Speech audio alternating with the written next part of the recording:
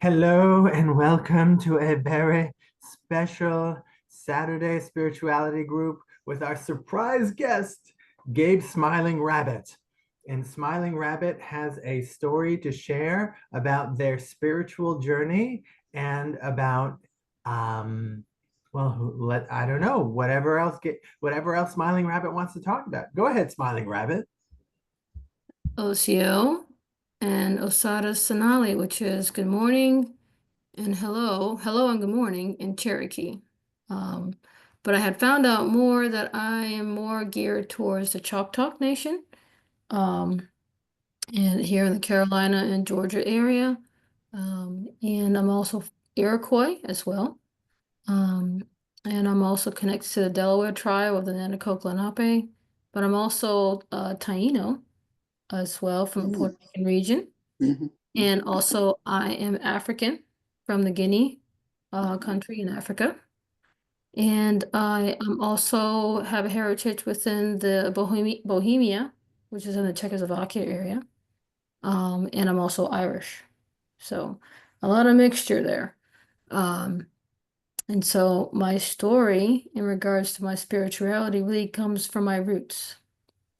Um, So my roots really go back to Africa, um, where my grandmother's grandfather was a slave at 8 years old and was taken from his family into the slave trade, and eventually landed into the southeastern United States of America. And that's where he eventually met my grandmother's grandmother, who's Choctaw. And that's when they introduced each other. And then that was around the Georgia area. They had my grandmother's mother in South Carolina, Hardeesville, and that's where my grandmother was also born in that area too as well. Um, my my grandmother's mother married an Iroquois in that area, and then my grandmother ended up marrying the Irish. So my grandfather's Irish, and he's also Bohemian. And then my mom, she was born in New York because my grandma eventually moved from the south to the north. And she married my father, who was Puerto Rican, which is from the Taino tribe. So that's how all my roots came together to meet. Um, my family was spiritual in the aspect of believing in God and Christ as well. Um, and so I was brought up in the Christian faith since I was a kid. Um, I knew very little about my roots because as far as my grandmother being Black Indian in those days, they were told not to talk about their Indian heritage at all whatsoever.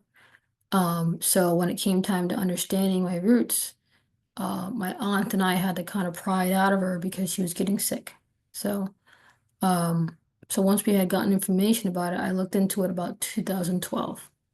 Um, and so in my Christian faith, that's when I started looking into my roots and understood more and more about my spirituality and how strong it became after that fact. So it only just compensated more of my spirituality on top of my Christian faith. Um, and so I had stepped away from the church for about 15 plus years though, due to a lot of different church hurt. And I started looking into my native roots even more. My cat wants to say hi, so um So, um, and I think one of the main reasons why my spirituality is a strong anchor in my life is because of the childhood trauma that I went through in my life. Um, a lot of it was abuse in all kinds of ways that no child would have to go through. I was even removed from my home for a while by the state. But then I was brought back. Um, It wasn't any better when I became a teenager. Continue to go through trauma and abuse as well, and then ended up in domestic violence abuse growing up as an adult. I do have three children. Um, they are adults. Might not look like I have three adult children, but I do. Um, And so my journey has been really rooted in my spirituality, and I'm very defensive of my spirituality. So if any hint or implication of someone's attacking my spirituality, you're actually attacking my identity of who I am. So it's that embedded within me. Um, so I ended up studying the word for those 15 plus years I was away from the church. Um, like literally looking up the definitions in Greek and Hebrew, and it helped me understand the word a lot much more better. Got more involved in the Native American community. Um, got more involved in the mental health field as well. I've been connected to the National Alliance on Mental Illness for about 11 years now. I am a facilitator for a couple of their programs and continuing to work on more. I am considered a peer recovery support specialist. I'm working on my certification here in North Carolina. Um, and so I did work in the field as a certified peer recovery support specialist, for about 5.5 years in Rhode Island. And then I just had to get recertified down here once I moved down here. Um, so when it comes to practicing my faith as well as my Native American traditions, I don't see them as separate. I just combine them together of my understanding of an expansion of the Creator God and who He is, and the connection of nature and humanity being one with creation. The cool thing about the more I get more in tune with both sides as one within myself, um, it helped me because I had a serious identity crisis when it came to who I am. And my spirituality actually helped me be able to bring myself together as one. So that's a very strong thing for me. Um, and so when it comes to um, talking about my spirituality within the mental health field or within the faith field, um, I've been working on talking to more church environments about it. Some are open, some are not. It takes progress and understanding, and I can only just rely on the spirit to be able to open their hearts and minds to it. When it comes to the mental health field, I've gotten more success with that. NAMI National has been very open with our indigenous community, spirituality and traditions, for the last, I want to say 3 years. Oh, actually, it's going to be 4 years, actually. Yeah, it's going to be 4 years. Um, I had gone to a convention at NAMI National, and I asked them a question in regards to feedback about it. And I was like, well, what about cultural linguistics competency in regards to Native American communities? Can you look into more information about that when it comes to mental health wellness? And a year later, they came up with like all kinds of statistics. They reached out to natives in Alaska and the Ojibwe tribe, and I was just like astonished. They even came out with a documentary about mental health in the youth, and there was a Native American girl from a reservation that was on that documentary. So, and then now a year after that, they now have a Native American indigenous web page on their website about our traditional Native American communities and the things that we've experienced and how that generational trauma has affected generations later.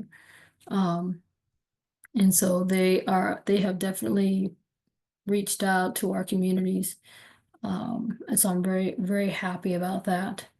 Um, Even in North Carolina, one of the affiliates here have been looking to be able to get more involved with the sharing hope piece of it when it comes to our Native American communities. Um, so I'm definitely looking forward to getting more involved with like keeping that progress going. So um, so right now, my where I stand now with my spirituality is really learning more about my father's side of the family. Because I didn't know my father. He left when I was 1.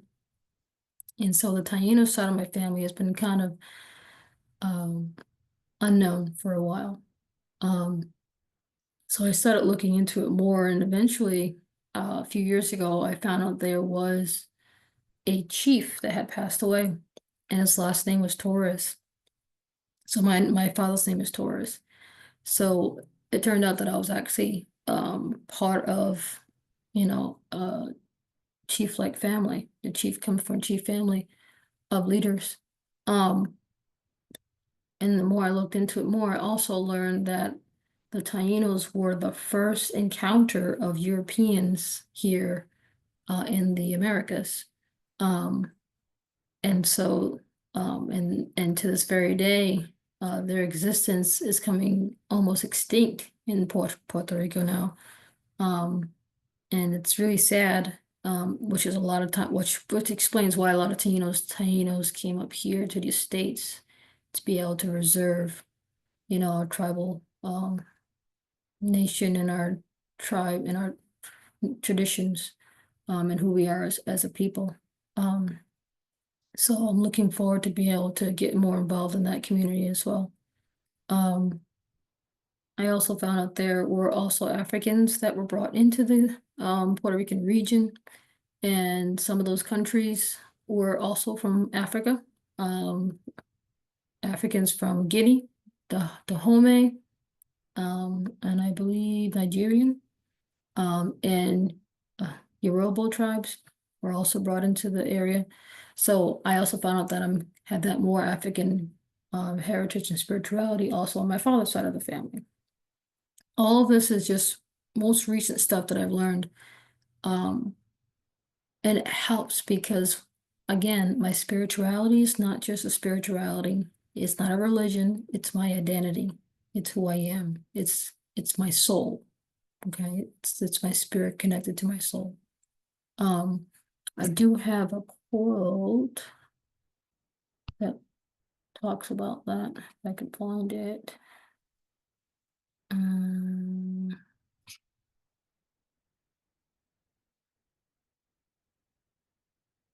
mhm. Okay.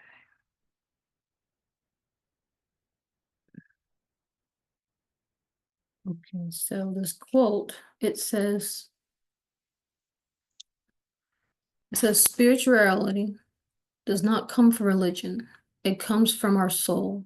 We must stop confusing religion and spirituality. Religion is a set of rules, regulations, and rituals created by humans, which were not supposed to help people spiritually. Due to human imperfections, religion has become corrupt, political, divisive, and a tool for power and struggle. Spirituality is not theology or ideology. It is simply a way of life, pure and original, as given by the Most High. Spirituality is a network linking us to the Most High, the universe, and each other. And so that is exactly how I live my spirituality. It is a way of life. And that's how our Native communities live. It's a way of life for us. Um, and so to call it a religion, um, again, it's not what that is. It's something that humans have created. Um, and it's not a mythology. A lot of the readings that you can look up, they call our stuff as mythologies. It's not a mythology. Um, and a lot of the things that we have as roles within our community, we are not shamans. Shamans is something, it's a Western term. We are considered medicine people. Um, we do have spiritual leaders. We do have chiefs and chiefess. Females are considered equal within our communities. There's no hierarchy when it comes to male or female. The interesting thing also when it comes to our community is that the roles in our community can be switched at times.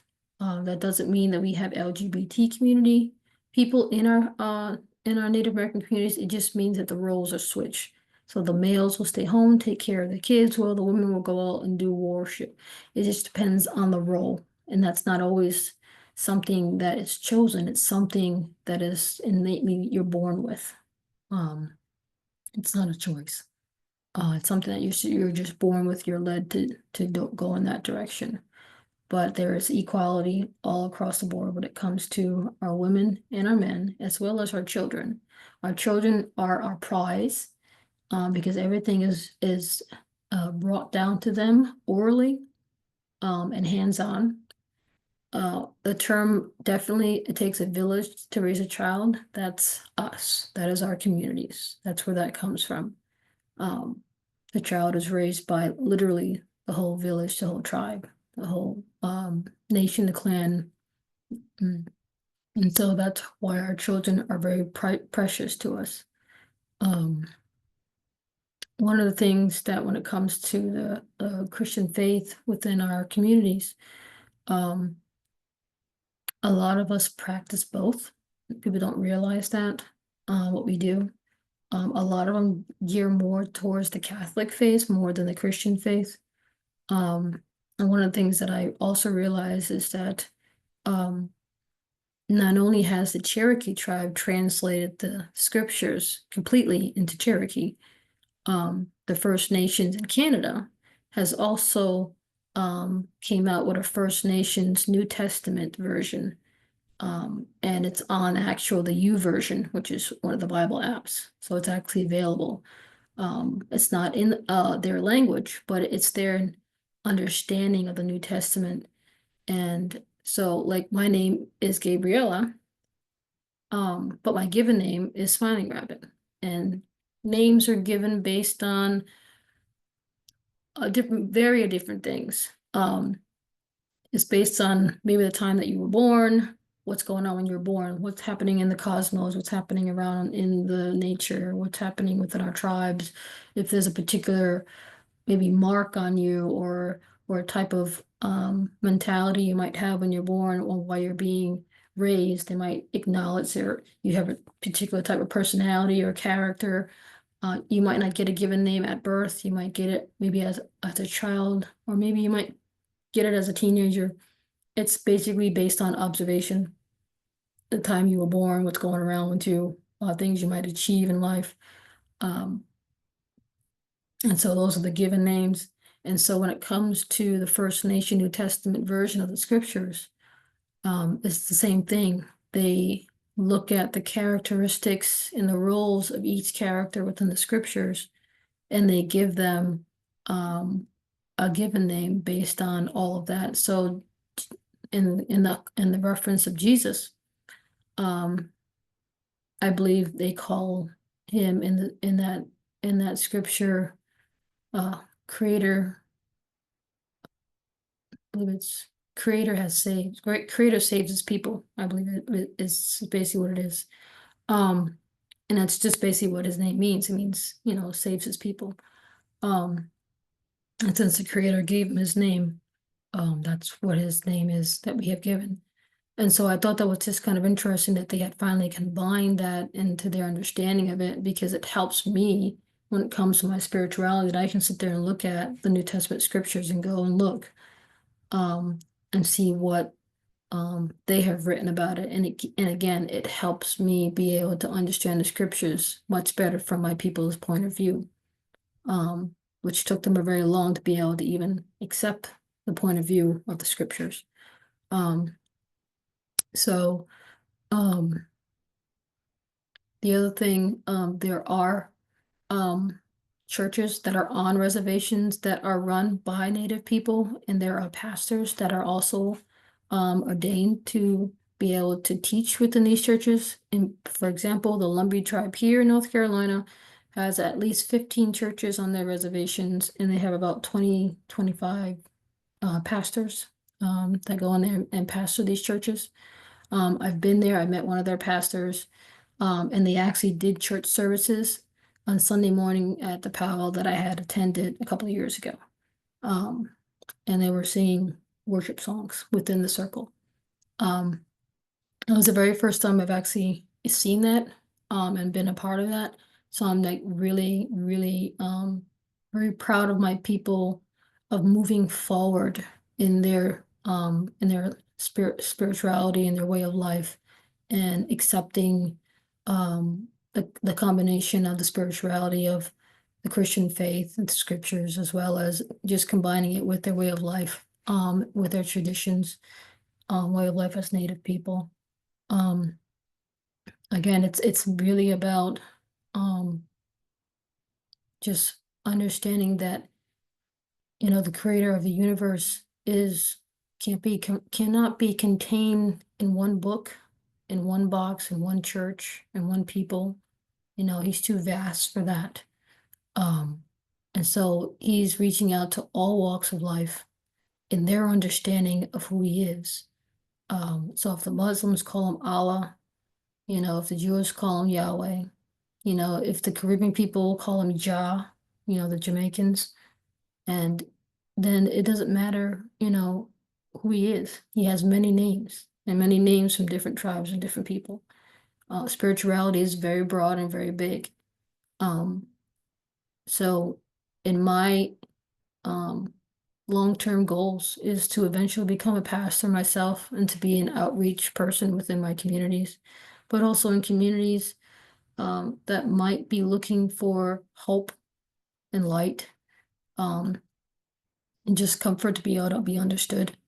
Um, one of the things that I felt when I was 12, after I had baptized at 12, was I felt there was a big calling on my life.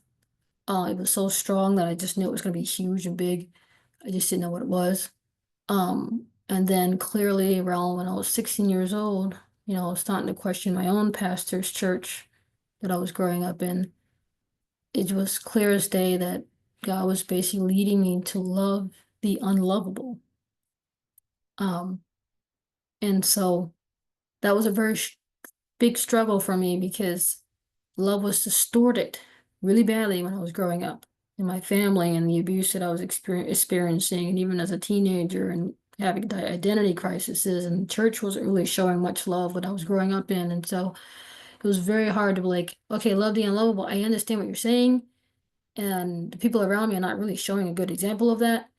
Um, but the one thing I do know since I was a kid, I've always had strong, um, this strong, um, spiritual apt to show grace to people, no matter who they were. And I would just literally get overjoyed for showing them grace. You know, like I would literally shake my body, would just get all excited. And I've been like that since I was a kid. And so it's really about showing grace to people. And God used that to show me that that's one way you show love, is to show grace. Um, the hard thing I was struggling was to show myself grace.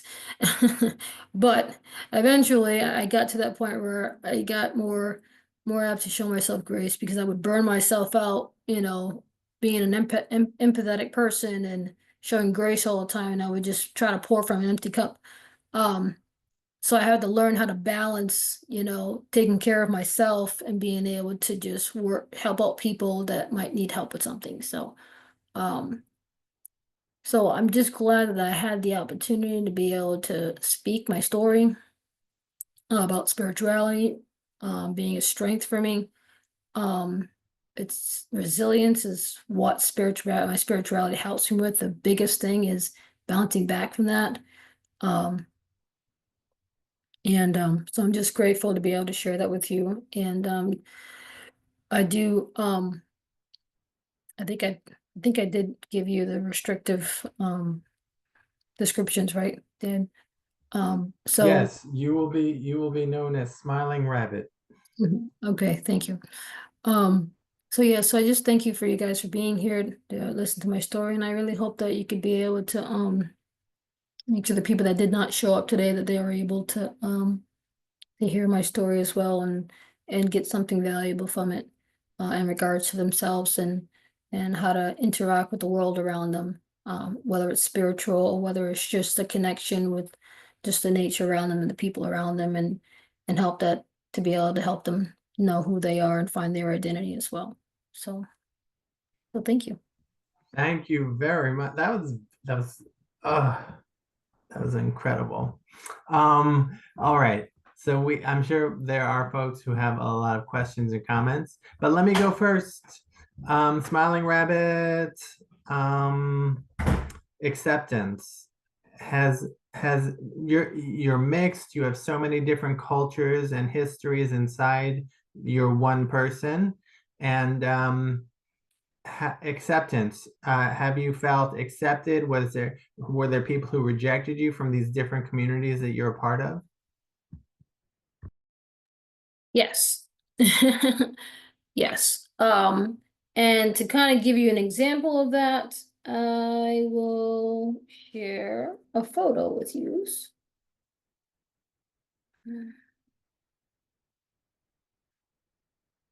Okay, that's my family.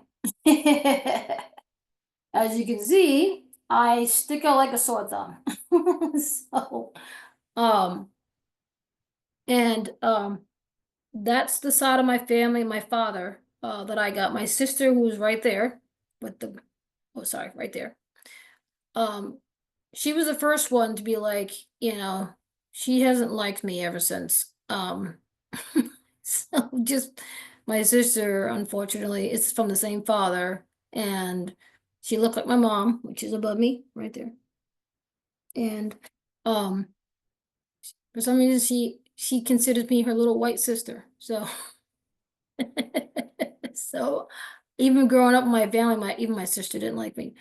Um, I did feel different within my family, but my mom always made sure that she treated us equally within the family. So I had that childlike, you know, no one was different from me. My mom raised me that way. But I did still felt different because it was my demeanor towards people. It was just kind of like I love people no matter what. Like even I've actually gone to the prison and looked my abuser in the face to show like forgiveness. And so I felt like that was something I needed to do, and people wouldn't understand that. Um, my church didn't really accept me because they saw me as a baby Christian and I didn't know what I was talking about. Um, when it came to loving the unlovable, people that had criminal records, the homeless, the church didn't accept me on that. My family didn't accept me on that. Um, so yeah, definitely. Even agencies and organizations that I've had didn't understand me when it came to my how I communicated, how I understood my brain worked. Now, with that all being said, I did get recently evaluated and assessed, um, and they have confirmed that I do have level 1 autism because of the trauma that I had, extreme trauma that I've gone through. So I am autistic on top of that. So um, it's just my brain just works differently, my communication works differently, my demeanor towards people work differently. Um, and no matter where I go, I can walk into a room and people will look at me the wrong way. So, so yes, trying to accept me for me was what I really needed to work on. And I finally had gotten to a point in my life to accept me, um, because people didn't accept me. And I kept on looking for validation from people. So um now I'm just like, if they don't like me, it's their problem, not mine. I see your hand, Harvey, but just a moment, okay? There's some stuff happening in the chat that is very significant. Um, let's see. I think Stacy Honey said she too was outcast for being lighter than everyone else. And Ananda said, I am light, but my maternal grandmother was dark, of Tatarian background.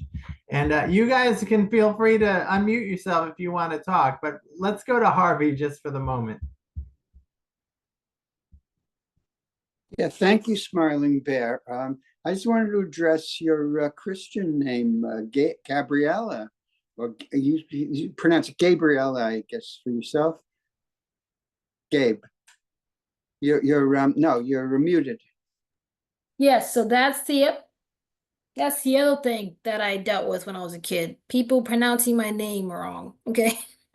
So that was very hard to deal with. It's pronounced Gabriella, right after Gabriella. my father, Gabriel. Yes. Right. And I don't know if you've researched it, but Gabriel was was God's messenger. And it sounds like you're on that same path of doing that for yourself. So I think that name is quite fitting for you. And I appreciate what you've said. And I was thinking about spirituality as being at least one of the essences of spirituality is what you're talking about, is loving the unlovable, the ability to be an unconditional lover of people. And that's, I think, one of the important tenets of what being a spiritual person is. So I appreciate the path that you're on. Thank you, Harvey. All right. It's kind of interesting because my middle name my mom gave me was actually Maria, which is Mary in Spanish. So. Well, that's interesting. You should mention that because my wife's name was Dulce Maria. She was from Cuba. And Dulce Maria literally means sweet Mary. And she lived up to that name very much until she passed in 2012.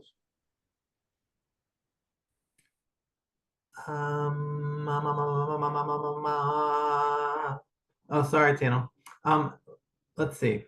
Smiling Rabbit. Smiling Rabbit. Like, how did you get the moniker Smiling Rabbit? And do you feel it's like a fitting moniker for you, a fitting name for you? Okay, so the story behind Smiling Rabbit is actually the first name that I was given, which was Running Rabbit. I had run into a spiritual leader when I was 5 that helped me out with my mom when we were like home a food clinic. It was an Indian council that we had gone to. And so he kept on popping up in my life every so often for like several years, and then eventually we eventually became friends.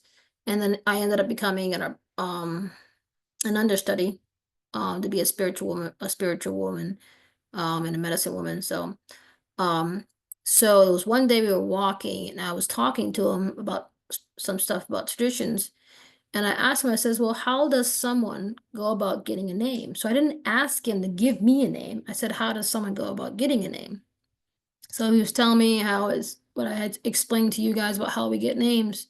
And so as we were talking, there were some rabbits that were running across, some grass near some buildings.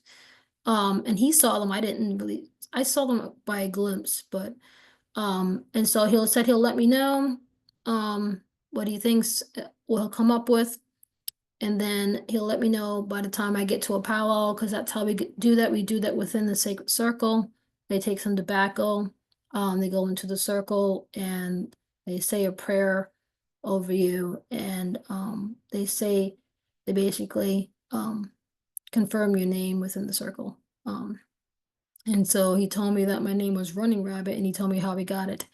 So the word rabbit, soft, cuddly, fluffy, quiet, but also very tricky.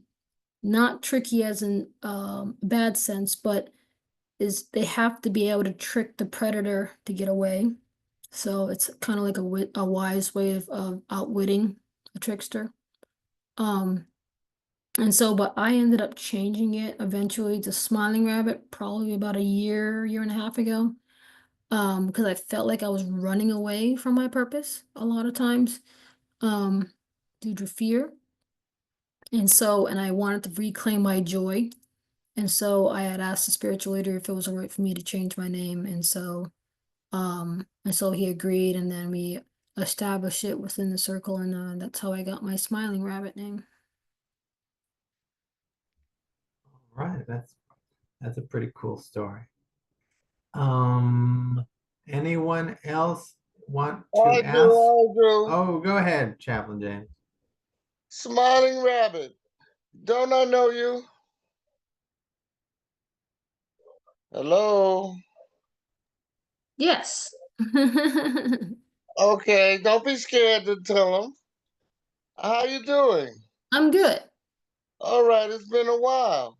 I put my contact information in your chat because I like what we where we in Chief where we're going. I want to pick that up now, and I'm getting bigger and growing, and I want to be able to come in my Native American people's aura also. Okay, Mhm. thank you. You're A welcome. pleasure meeting you Nice meeting again. you again. Mhm. All right. Have a great yeah, and I love your talk. Keep it up. And I'm usually that's what happens with people when they're being shunned by others. It takes them a little while to find their strength. But once they find their strength, it's no taking it away again. You are there. So stay there and enjoy and go forward positively and all that good stuff. All Thank right. you. Have a good talk. Thank you. Thank you. Smiling Rabbit, when you were told to love that your mission is to love the unlovable, does that mean that it could start with yourself? Well, that's the interesting thing about that is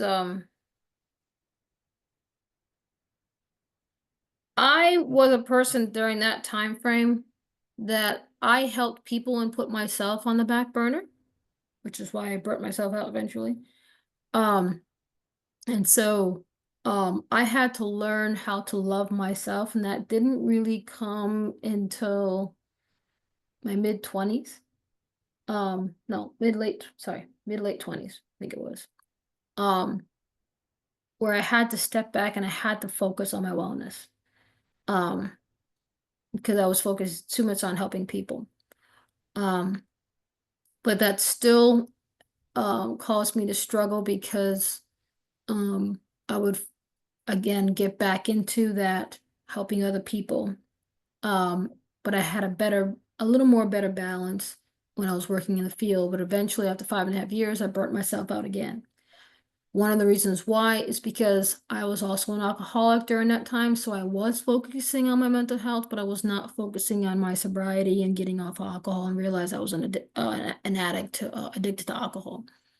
So that didn't really come in until shortly after the pandemic happened when I became homeless, my mom passed away, my relationships were falling apart, and then eventually I ended up having to go into the hospital and realized that I had a problem with alcohol, and the problem was I didn't want to stop drinking. So, when I finally admitted that and accepted that, that's when my sobriety started. So, um, it took a while for me to be able to learn how to cope without the alcohol, because a lot of it was self-medicated due to all the trauma and the mental health I was dealing with.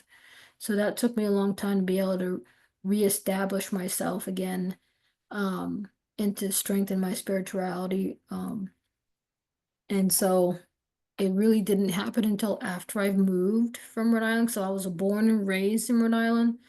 Um, but moved down here 3 years ago. Um, sorry. Yeah. Yeah, 3 years ago.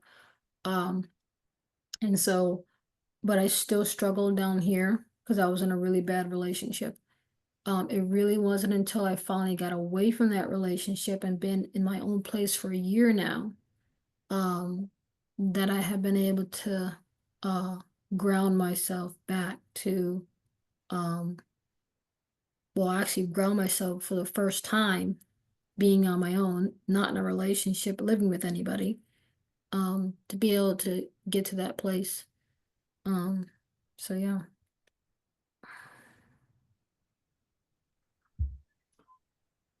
All right, now So for when it came those. to, sorry, your question was to love other people. So Mhm.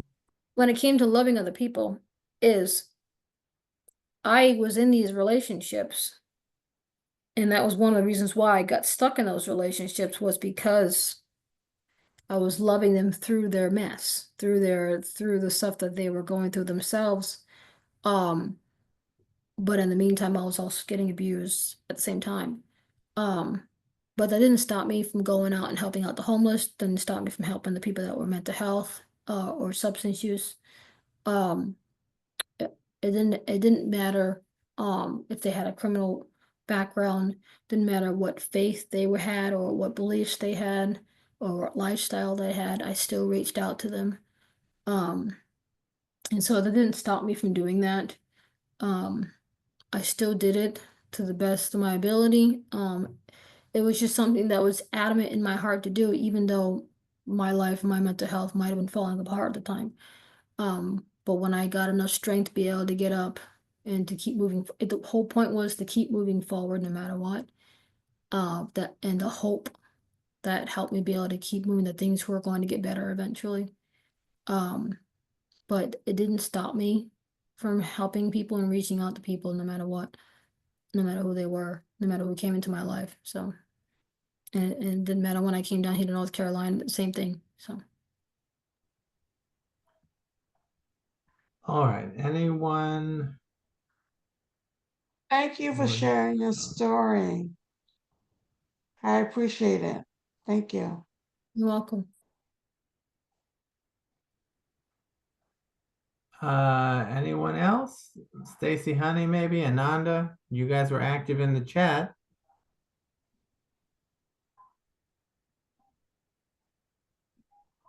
Oh, Tiffany, go ahead. Hi there. Hi there. Thank you so much for sharing with us today.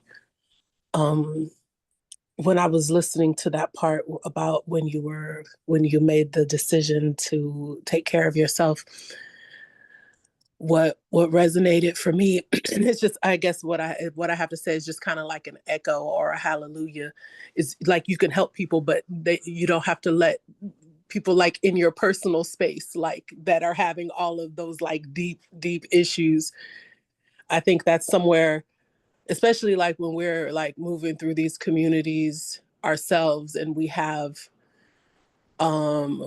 it makes me think of like, when we have these mental health issues or these substance abuse issues, it almost like makes us feel like we have to help everybody in every kind of way. And then if that's our boyfriend or our girlfriend, like, we're helping each other. And it's a trip, because if you're working hard and that other person isn't working hard, then you got to kind of end up in a bad situation. If you're like serious about recovery, serious about your treatment, serious about that, and that other person isn't, it doesn't end well, So yeah, just a reminder of that, of I don't have to let people in my life. There's a difference between helping somebody and letting them in your life. So thank you for reminding me of that. Absolutely. Absolutely. It's not just letting them in your life physically, but also letting them in your life emotionally and mentally and verbally. Um, and that's not always an easy thing to do. Um, it's just one of those things where when I eventually got to a point where I'm just like, I think it was probably about a year and a half ago, maybe almost 2 years ago, I got to a point where it's just like, heck no, crap no, no. Just like, I'm gonna fight, kicking and screaming that I refuse to let you in my space. It's not gonna happen. So,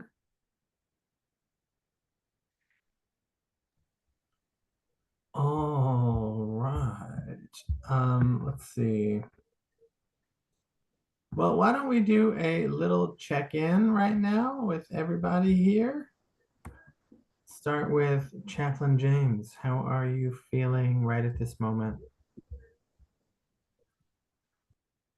Love it when I get to reconnect with old friends. Beautiful. Stacy, honey, how are you feeling right now? Well, I'm feeling good. Do you have, you were commenting in the chat, do you have anything you'd like to address to Smiling Rabbit? I mean, I would just agree. And I said pretty much I know how it feels to be the lighter one in the family. So I was, connecting with her. I didn't really have anything to add. I was just agreeing because I'm the same situation. All right. Tiffany, how are you feeling right now?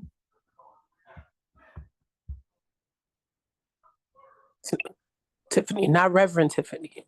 Oh, the Tiffany with no reverend. Okay, just making sure that you got that right. Mhm. I feel just fine. Thank you for asking. How are you?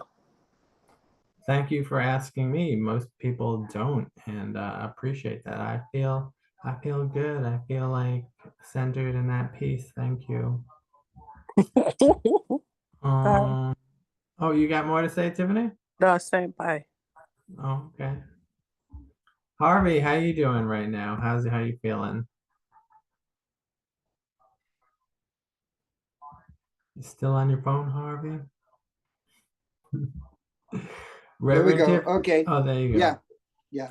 Yeah. Sorry about the phone call, but it was a really important phone call from a very good friend who moved out of this community and is thinking about possibly coming back, which I'm so excited about.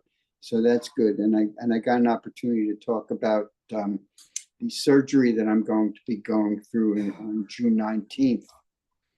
And that also was good because he has a similar problem. Some of the men may know what happens as we age, enlarged prostate. And so I'm just dealing with getting my mind set for June 19th surgery. It's So a on very, Juneteenth, I'm the sorry, great black holiday, you're having surgery?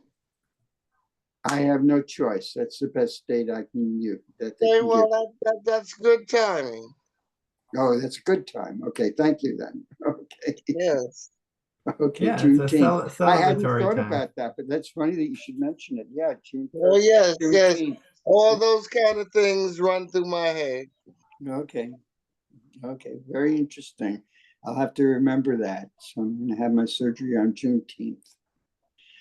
One of the things that I wanted to talk about, Smiling Rabbit, is you bring up the Iroquois tradition, but also possibly other traditions in in the First Nations, and that is that the chief is not someone who makes the rules for the tribe, but is the person who is supposed to follow the consensus of the tribe.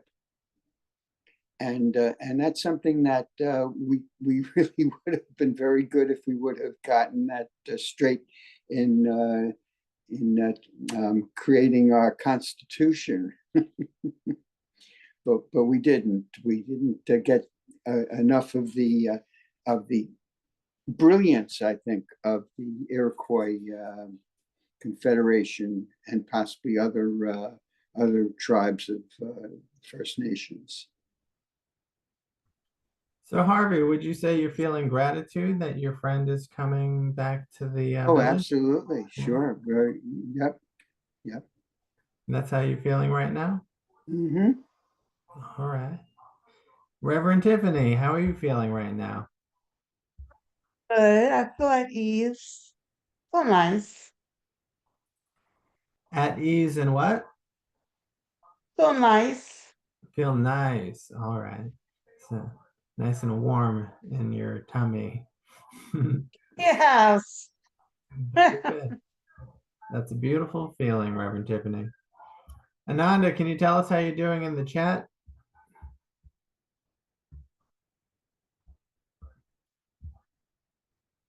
Hold on, you guys. Ananda might be typing something. Doing great, Ananda says. Very cool, very cool. All right, so let's see, how are we on time?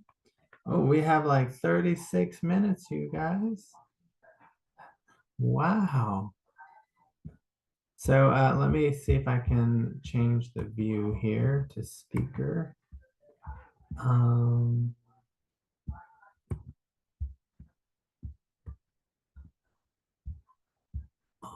Right.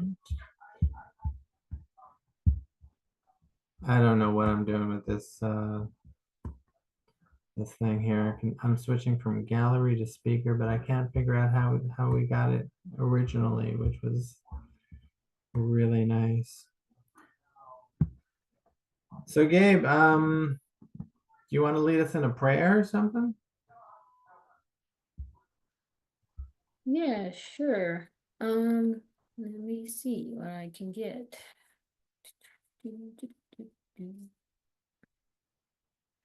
There are many different prayers that we have. We actually even have our own serenity prayer as well. So let's see what I can find here.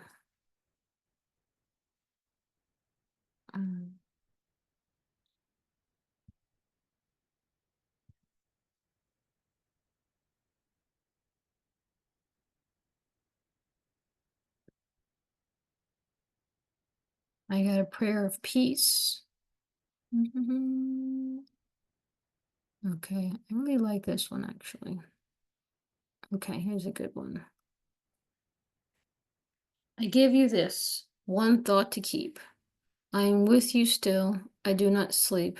I am 1,000 winds that blow. I am a diamond glint on snow. I am the sunlight on the ripened grain. I am the gentle autumn rain. When you awaken in the morning's hush, I am the swift uplifting rush of quiet birds in the circle flight. I am the soft stars that shine at night. Do not think of me as gone. I am with you still in each new dawn. And so that's one of those prayers that I thought was good to read because it reminds me of my family. My mom passed away and my grandma passed away, which is one thing that we as Native American people are very connected to. We are very connected to our ancestors. They don't leave our hearts or our minds, or they're always remembered as always being around us, always guiding us at all times. So that's one of the prayers that we always make sure that remember what we've learned from them, and we're able to pass those things down to the next generation. So Thank you for that. Now, does anyone else have a prayer? Maybe Reverend Tiffany or Harvey or Chaplain James? We have a chaplain, we have a reverend. You guys must know your prayers really well.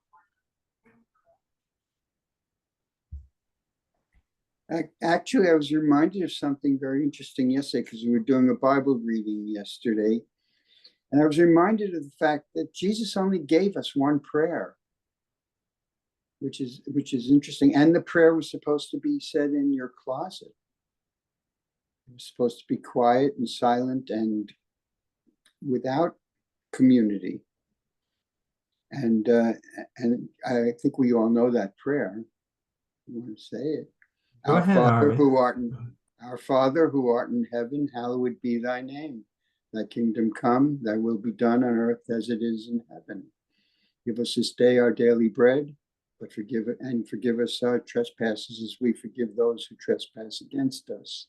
And lead us not into temptation, but deliver us from evil. For thine is the kingdom, the power, and the glory forever and ever. Amen. That's an amazing prayer. And then the serenity prayer, the recovery prayer, which is You- God grant me the serenity to accept the things I cannot change, courage to change the things I can, and the wisdom to know the difference. Can you say that one more time with like emphasis? God grant me the serenity to accept the things I cannot change, the courage to change the things I can, and the wisdom to know the difference. Very nice, very nice. And I found the one that we have in regards to that one, and it goes, grant me the power of water to accept what I cannot change, the power of fire for energy and courage to change the things that I can, and the power of air for the ability to know the difference. Grant me the power of earth for the strength to know and walk my path. Lovely, lovely, lovely. Smiling Rabbit. Yes. Can you email me that? I'll send it in the chat, in the WhatsApp Okay, chat. Mm-hmm. great. Because I like that one. I like that one. I want Yeah, to incorporate that into my arsenal. yeah, like the what Reverend Tiffany said, the Serenity Prayer. Now, the Serenity Prayer is not. Is it a Christian prayer? I know it came from Alcoholics Anonymous, right? Yeah, So it's not necessarily Yes. Christian. It's more like a spiritual prayer, right? Yes, yes. because Yes. I'm spiritual, not a Christian. Right, but I think that what people don't realize is that the AA program actually originates with our people. They have observed that we were doing talking circles, is what you would call them. And that's a way for us to be able to meet with each other and to talk about the things that we're dealing with and how we able to resolve them through individual things that we can do in life and our connections with our spirituality and the creator, and our higher power in the non-native sense. So it originates actually from us because they saw that we did a lot of gatherings as a circle of people. And so that's where really what the origins come from. If you really look at um the history and origin of AA, it will talk about that it came from them observations from Native people. Mhm. I Smiling believe Bear, I that love. Smiling Oh, Rabbit because that shows how they just take everything from everyone and make it their own. They just robbing us blind. Which is why the identity of our people is very important for us because of that. A lot of the history research that I've been doing lately on Western indigenous tribes, before they came over here, they were doing the same thing over there. They were eliminating the indigenous nomad peoples over there and trying to basically doing the same thing that they were doing over here, which was assimilating them and civilizing them and taking things and eliminating them off the planet. So enslaving them and all of that. So this is nothing new for us on the Americas. It's just something that just continued when they came over here. Yeah, yeah. If you read the the book, experts if, at it. if you read the book Black Athena, you will see how and it started in Germany actually.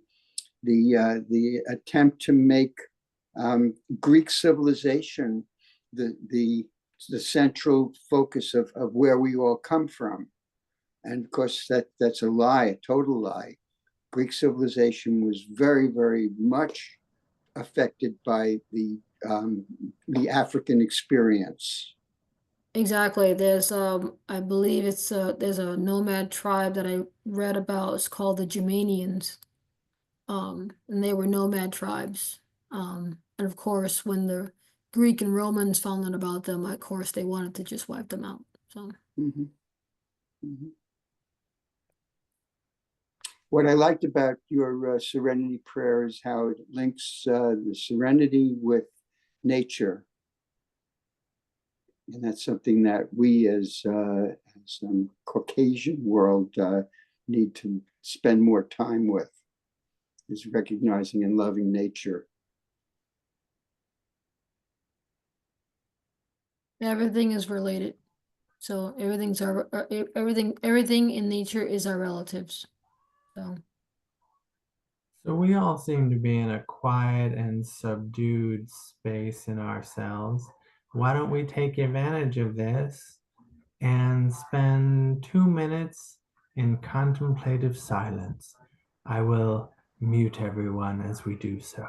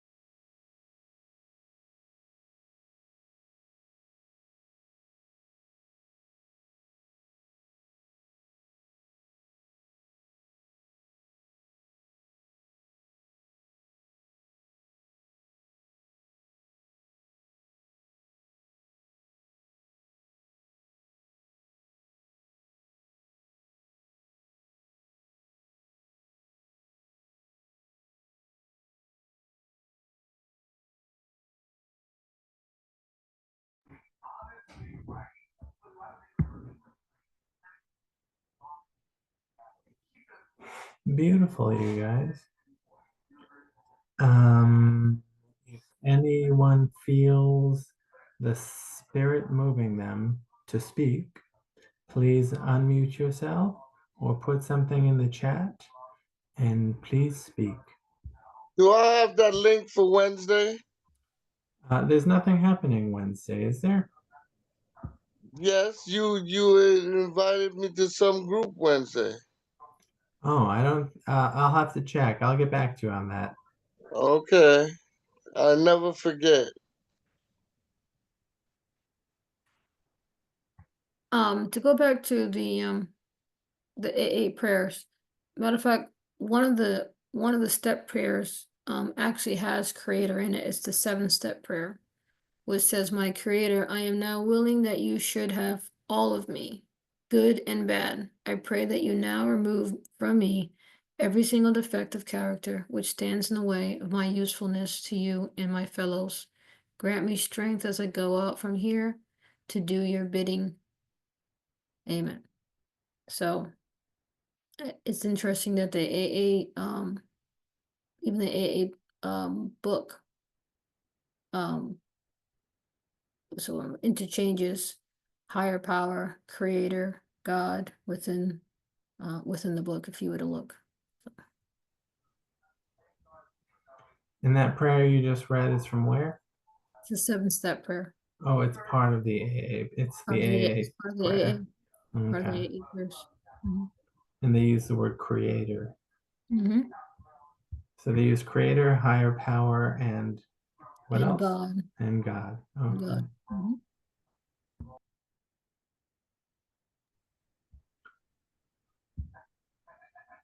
So just to repeat, if anyone feels the spirit move them to speak, please unmute yourself. Dave, Dan, Go ahead. Dan, Tiffany.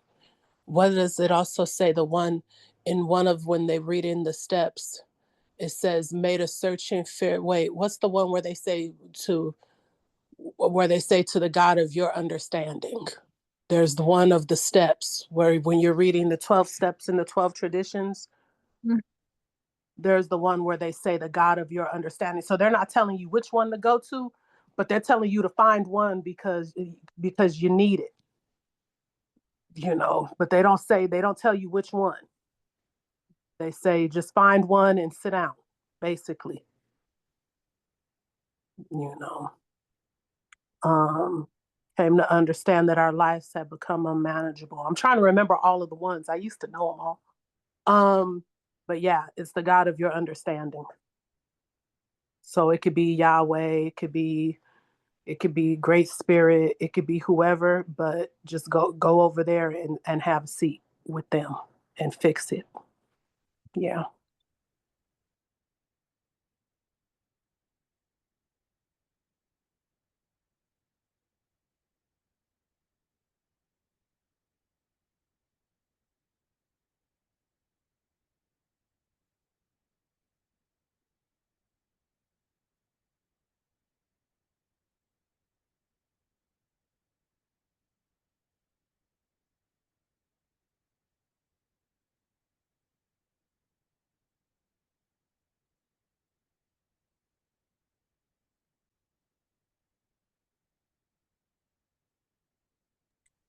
It's step 3. Yeah, that's what I was thinking. Yeah. I knew it was step 3. I was like, Yeah, I can't remember. No, I would say honestly, without getting, because they say that a lot of people are kind of against AA. Um, but I think that it's a really good framework for things that we should do as humans. I think even if you don't have a substance use problem, because we're all addicted in a way to our own chemicals. So some people do drugs and alcohol. Some people start crap with other people to get a rise. Some people antagonize. Some people intimidate. Some people, and I'm saying some people, I have my things. Some people are addicted to feeling bad about themselves, and they'll do things to get elicit a response. And I think that like we don't understand, if we can go back to something as simple as understanding how certain chemical cues from an infant can cause the mother to lactate. You know, we are able to, through our behaviors and things like that, stimulate chemicals and reactions in other beings. And sometimes we're addicted to norepinephrine, we're addicted to acetylcholine, we're addicted to all of these other things, and we only know how to elicit them in a quick, cheap fashion, which is generally through negative interactions, you know, what even if they look peaceful. And so to understand how we are addicted to our own chemicals, and really in many ways no different than the addict on the street or the alcoholic. It's just that we're going through different steps to elicit that chemical release, you know. And I think doing those steps helps us to really, really sit back with ourselves and again, like do that searching, fearless moral inventory, you know, and look at how you're behaving and watch your actions and watch your tones. And I think it gets hard because it gets so finite, it gets so tedious.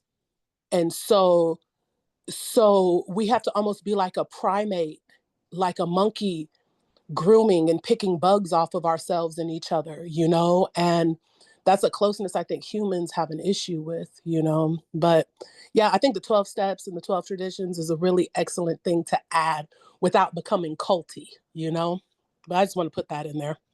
Absolutely. Matter of fact, I forgot to add this, is that when I got into my sobriety, one of the things that, again, because my spirituality is my identity, and it's something that it's just rooted in me, embedded in me, that I know for sure that I need something that has spirituality embedded into it. So when it came to my sobriety, I had to find an AA group that had spirituality embedded in it. And the only thing that came close to it was a spiritual awakening group. And I found in Narragansett, Rhode Island, and it's every morning at 7 o'clock in the morning.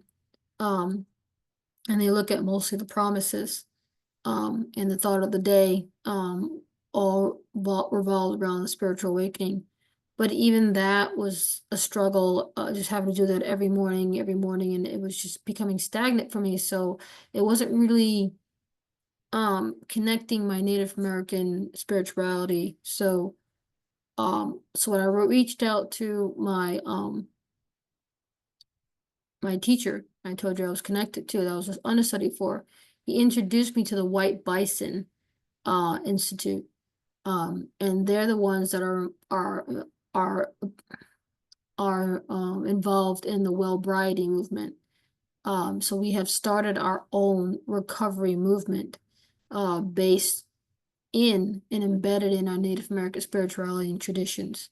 So you can find the White Bison Institute on the website and get more information about it. They do have their own books, their daily reflections. They have their own workbooks, and they embedded 12 steps of their own based off of the AA. They combine the AA with the Native American traditions, and they've created their own recovery program, rooted in our tradition and spirituality.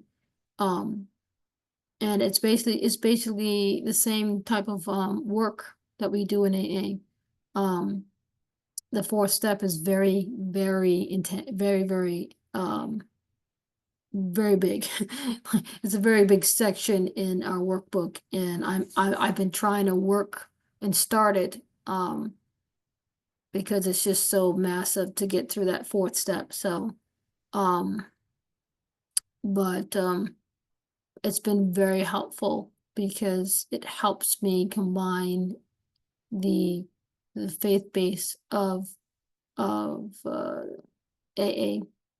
higher power, God, as well as the Native American expansion of the Creator and connection to Mother Earth and everything else that goes along with that. So And in the chat, Ananda said, "Thank you, Smiling Rabbit. You are a confirmation to me that I am on the right path." And that's very beautiful. And Angela, sorry that happened, but you'll get a copy of the video to watch to see what you missed, okay? All right. Now, shall Thank we? you, Dad. Oh, you're welcome, Angela. Angela, how are you doing right now? Hold on, let me ask you to unmute. Oh, there you go. How am I doing? Yes, Angela. I'm having a rough week. Let's leave it at that for now. All right.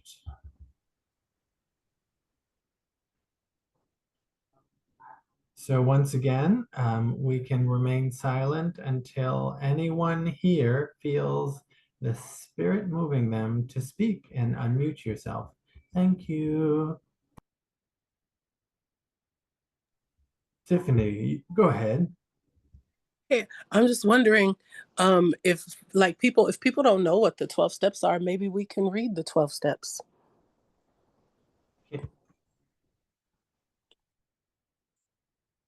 You muted. I'm sorry. Can you do that for us, Tiffany?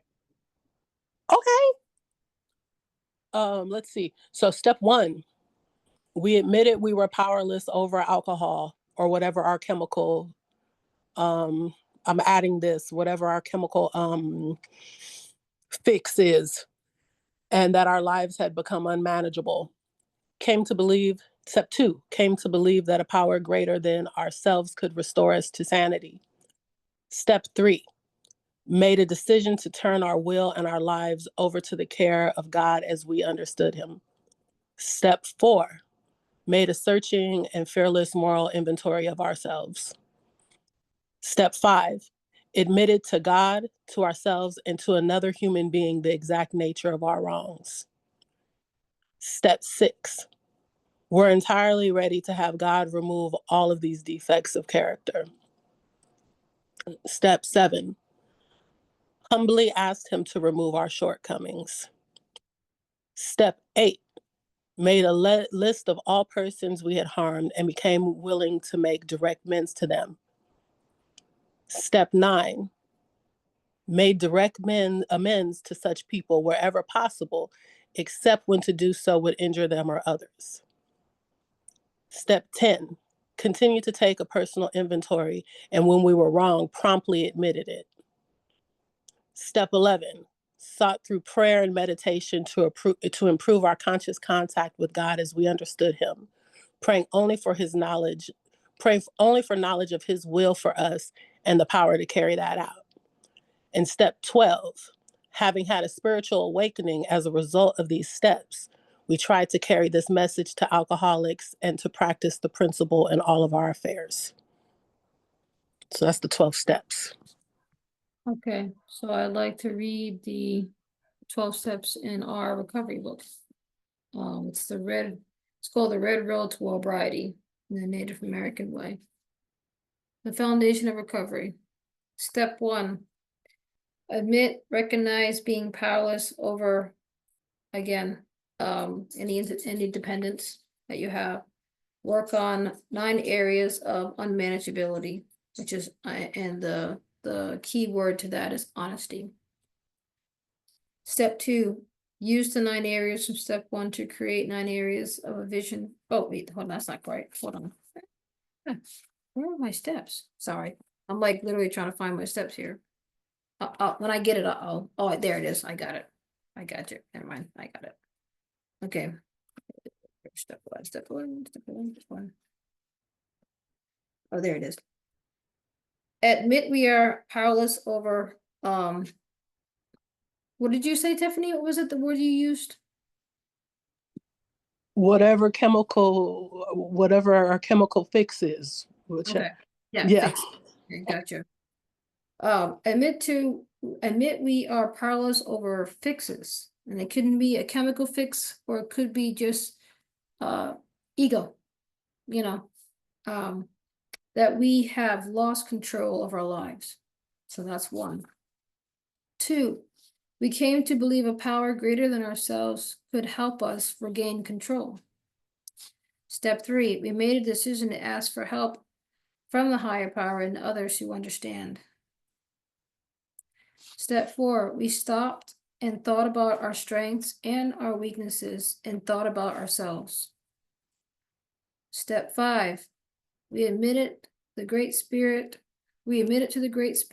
to ourselves, and to another person that things we thought were wrong about ourselves. Step 6, we are ready, with the help of the Great Spirit, to change.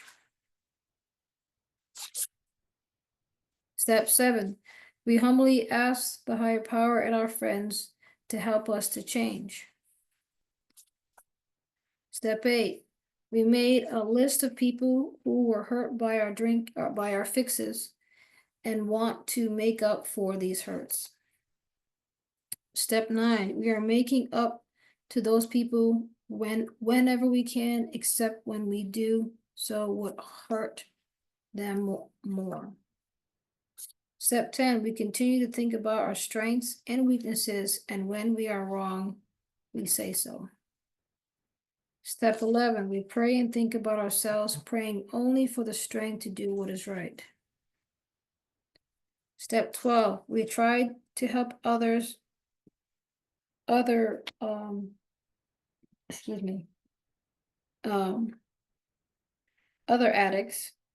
or addicts or alcoholics.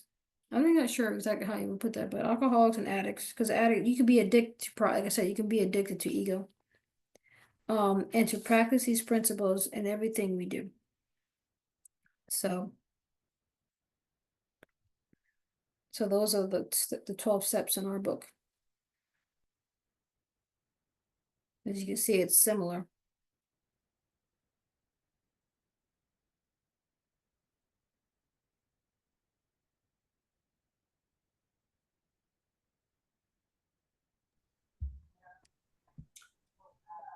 We have only 6 minutes left, you guys. Well, I guess I could check in with everyone again. Well, there's a book called The Power of Now. I'm sure we've all heard of The Power of Now. Yes, I have that book. Yeah. And Art Tolle, it's so funny because that little guy, I mean, he's reached the hood. When you're a spiritual guy and you reach the hood, like the deep hood, that's you wrote something good right there. And he really, really breaks down those chemical addictions and how we really we cannot separate ourselves from the person that is having substance use issues. When we break it down and look at the chemical addictions and the way we elicit them, we have, if you read The Power of Now, it goes more deeply into that behavior, like the addiction to ego and things like that. And then sitting there, I like the way the Native American one is telling us to break it down. Let's go look at these nine different areas. It makes you have to really think, it gives you little boxes to put it in and you can't hide right there, like I think it's really important not to give ourselves hiding places. Like we really have to chase ourselves down in this thing and really get ourselves on our chair. So I like the way the Native American one does that too. Yeah. Yeah, so my plan is to create a Native American recovery group based off of Lower Bridie. So when I get that all set up and get going, I'll send you guys the date and time and the links to it. It'll be from our own daily reflections that we have, as well as some of the books.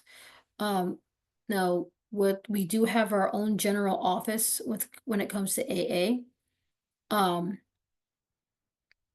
No, it's The Power of Now, NOW. So But when it comes to the general office ways of how they do it, and when it comes to the World Variety, you're welcome. When it comes to the World Variety, they're two separate organizations. So I have to talk to the World Variety people to see if I can run a women's World Variety group or a mixed World Variety group. It'll most likely be online, virtual. So when I get permission to do that, I'll make sure that one goes up as well. But I am working to do an AA one that's from our Native American General Office. So All right. Well, now we have only 2 minutes left. So I will ask, let's see who's here. Angela Serio, can you close this out, please, with some choice words?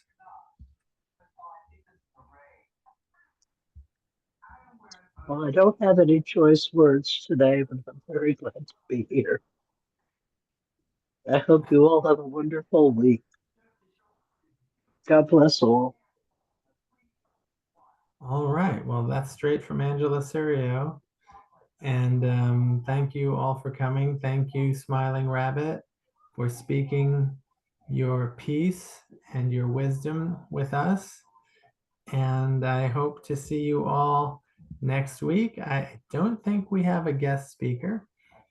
Maybe we'll have another surprise guest speaker like Smiling Rabbit. That would be pretty cool. But we don't have anyone prepared. So it might just be whatever comes up. Whatever comes up, Reverend Reverend Tiffany, whatever comes up in the meeting, whatever the spirit moves us to share and to say, then we just carry on from there. All right. Thank you guys. Bye-bye. take care.